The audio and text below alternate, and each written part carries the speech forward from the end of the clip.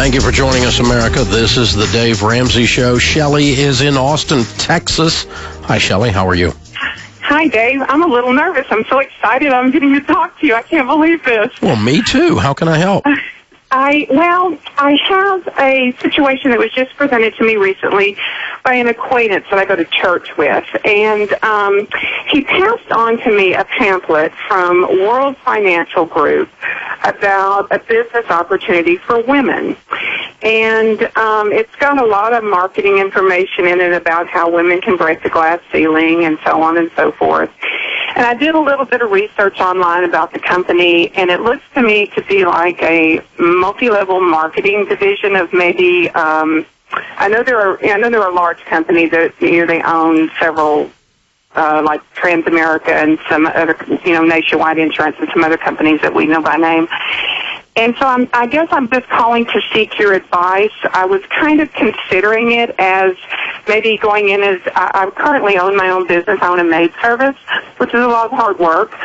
But I was looking at this as possibly a part-time opportunity, but I don't have any experience with these multi-level marketing companies and what's involved with them as a job opportunity. And so I just thought I would seek your advice. Okay. Well, let's talk about multi-level marketing, or network marketing as it's sometimes called, just in general, before we talk about World Financial.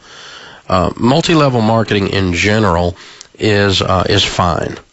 There's nothing wrong with it, in essence. The upside is that you are obviously selling out there in the marketplace. You control your destiny. There is no glass ceilings. There's no it's kind of the wild, wild west. Whatever you can figure out to get done, you get done within the guidelines of how you get paid at that company. And, there have been people that have made serious money in those over time.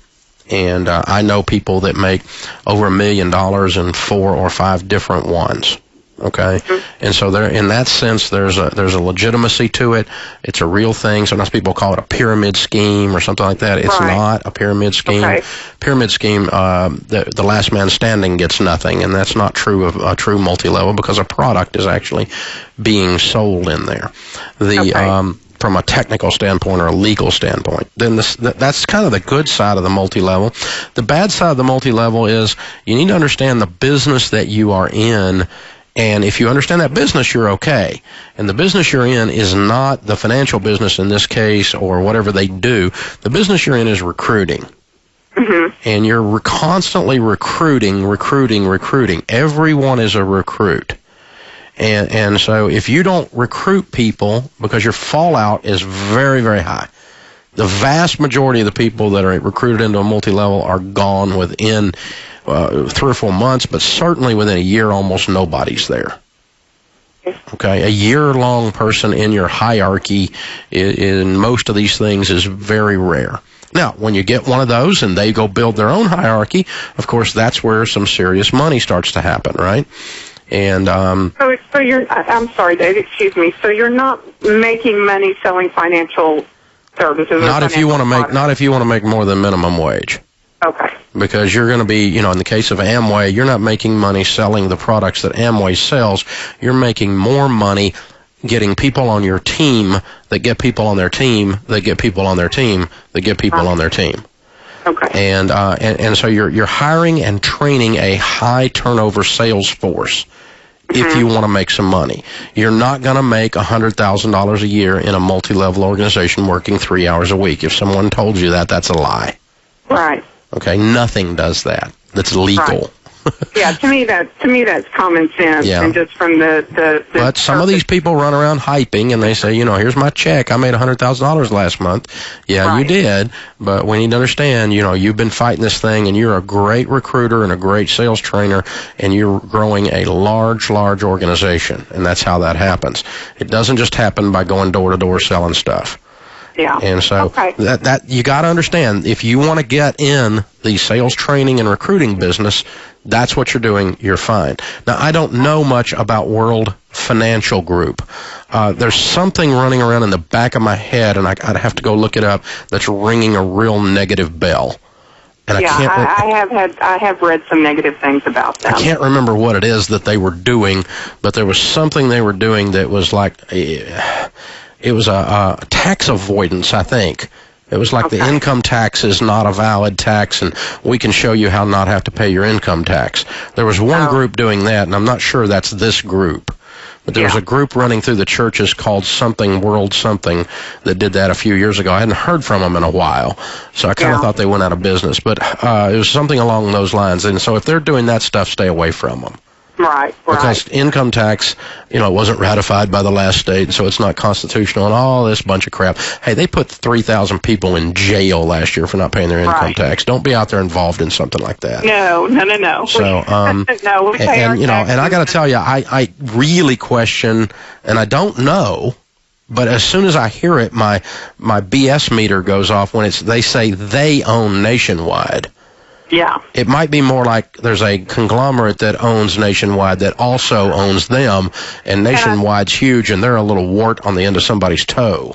And I think that's true, Dave. I'm sure I misphrased that. Okay. I think the company is, and I don't know if I'm pronouncing it correctly. I think it's AEGON, something like that. I'd have to pull it up on the web. I don't have it in front of me right now, but it seems to own. A lot so unless you were sitting around before your friend came up to you and thinking to yourself, I'd really like to be a sales trainer in the financial world, this is not a fit.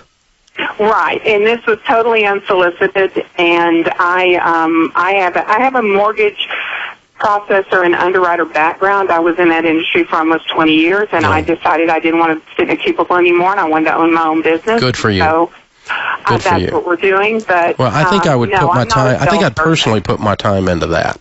Right, is what I would do, and just because that's what I was thinking, and I trust your advice, and I just wanted to call and see what you had to say. Okay, thanks for the call.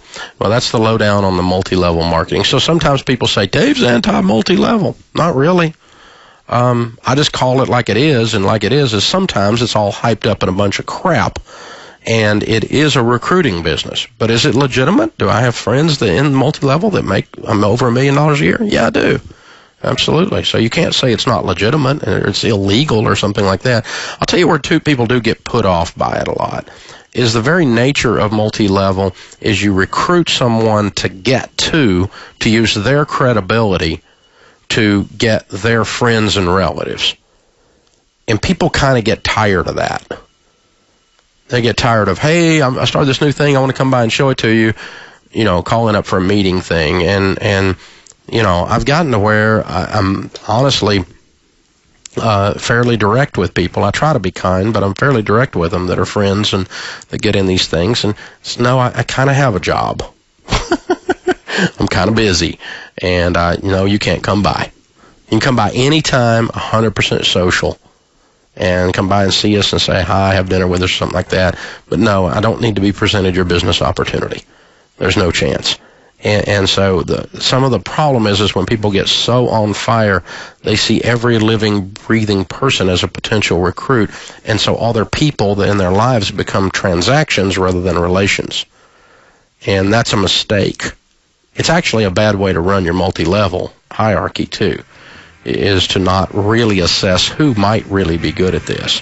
Instead of just, did they pass the mirror test? Can they fog up a mirror? And I know all the numbers. I've seen them all, and I've heard all the pitches and the hype and stuff around it. And you never know who's going to win. I know that. I get all of that. But I'm also understand that many people view these things as just relationship rape, where you just go around and take advantage of all your relationships. They call it working their natural market. And folks get tired of it. So that's the resistance you're going to run into when you're in one of those things. This is the Dave Ramsey Show.